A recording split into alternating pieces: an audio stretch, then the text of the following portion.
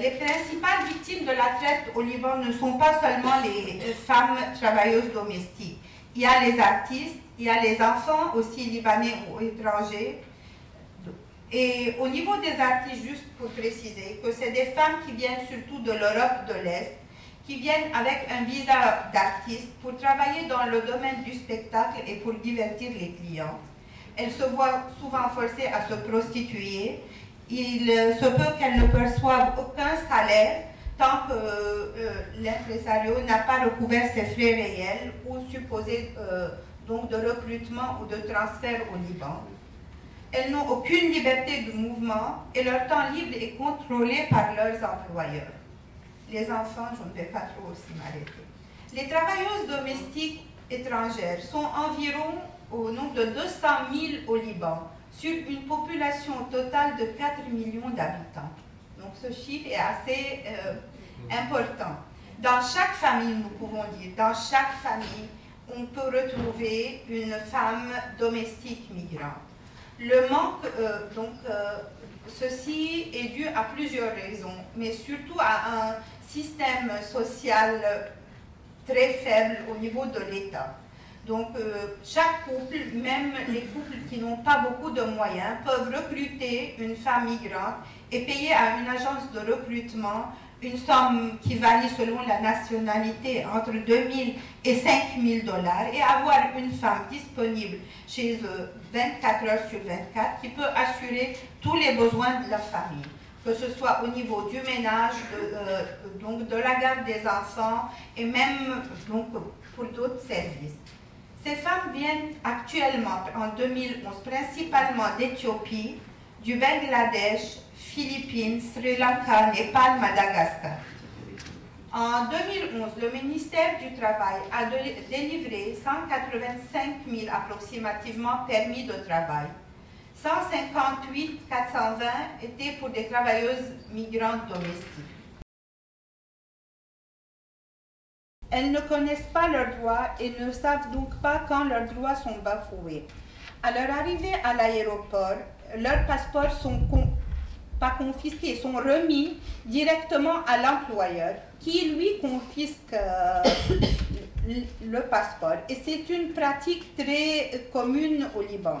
Personne ne se rend compte que c'est quelque chose d'illégal de confisquer le passeport de la personne. Et même, à vrai dire, donc, les agences de recrutement conseillent aux employeurs de confisquer le passeport pour éviter que la jeune femme ne quitte la maison de l'employeur. Sur le passeport, le nom de l'employeur est même tamponné. Donc, toutes les femmes viennent avec un visa d'entrée comme travailleuses domestiques. Et elles ne peuvent pas obtenir un autre visa d'entrée au Liban. Il y a beaucoup d'abus qui sont communs. Je vais noter certains, dont l'absence de vie privée. Souvent, elles se voient obligées de dormir dans le salon. Elles n'ont pas une chambre à elles seules. Beaucoup n'ont pas de nourriture adéquate ou même de nourriture adéquate à leur culture.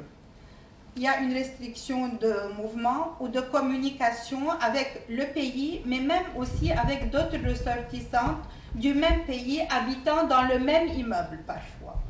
Les conditions de travail sont très difficiles.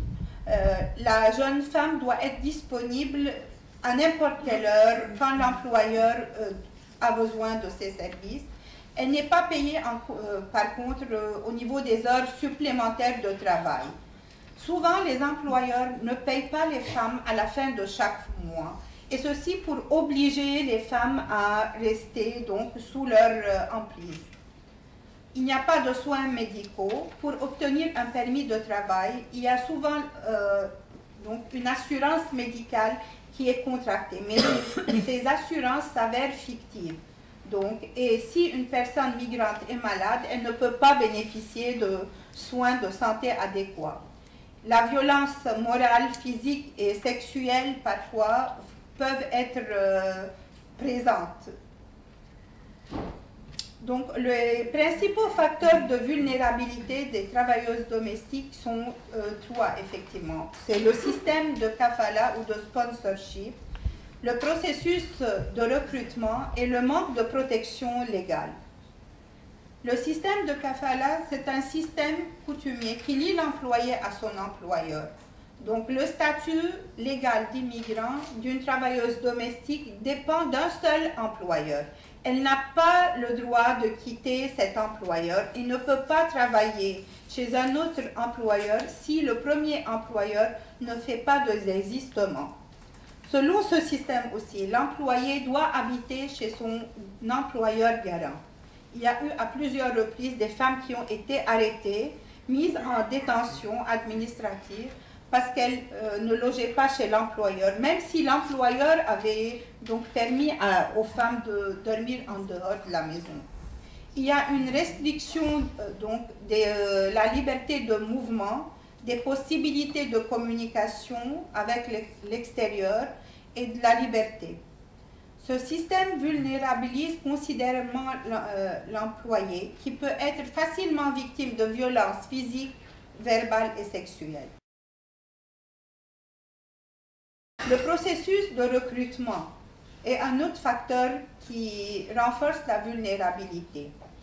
Il y a actuellement certains pays, après la guerre de 2006, qui ont mis un ban à leurs ressortissants pour voyager au Liban.